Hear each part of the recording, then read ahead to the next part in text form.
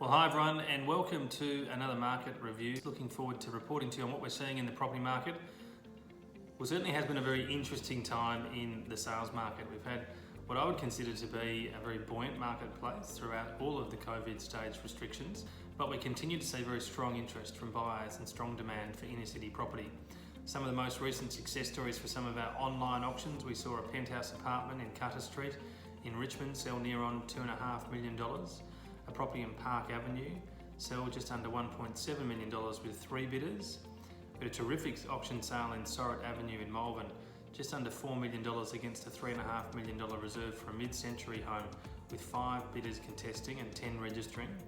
And most recent times, a property in Paxton Street in East Malvern selling with 6 registered bidders, just short of $1.2 million. So across all segments of our market, be they luxury apartments in the 2 to 4 million space, be they family homes in that 3 to 5 million space, and certainly the investment properties in the first home owner marketplace between 500 and 1.5 million continues to show strength, and there's certainly a real shortage of quality property and strong demand. Outside of general sales activity, we're very excited to announce Jodie McCarthy as a new partner into our business. Jodie's been working in our Richmond office for 8 years as one of our top sales performers, and certainly very excited to be able to welcome Jodie to our partnership. So look forward to handing over to Sam Nokes, our Head of Property Management, and look forward to continuing to report to you and just wishing all of our clients all the very best as we work our way through these COVID stage restrictions and hope that we might get back to some sense of normality in Melbourne as soon as possible. Thanks, Andy. The rental market's been, the last quarter's been an interesting one, as you can expect, but it has been a little bit more active than we anticipated. Rents across the Richmond area have come back from about 5%. Demand has remained relatively stable, although days on market did increase from 22 days in June 2019 to 25 days in 2020.